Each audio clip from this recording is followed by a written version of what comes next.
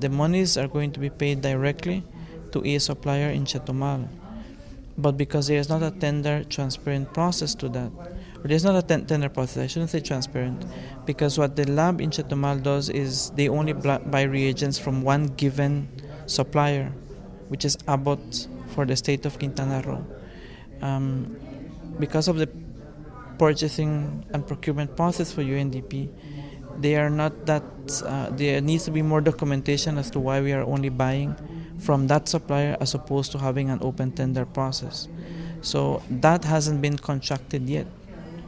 So the letter is just the first step, but we now need to be able to fully justify to whoever, to the Global Fund, the reason why we're only going to pay one single supplier. And why is that? Tender process. I mean, UNDP always wants to have, most entities have their own tender process where it's an open bid kind of thing.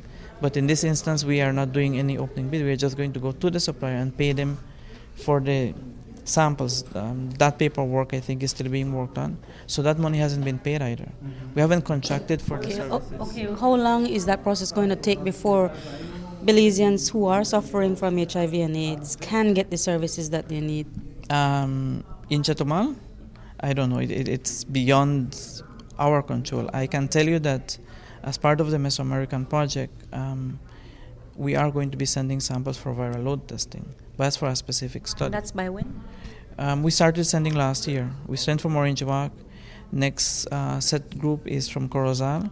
Going when? It goes to Mexico City. But that's part of a study.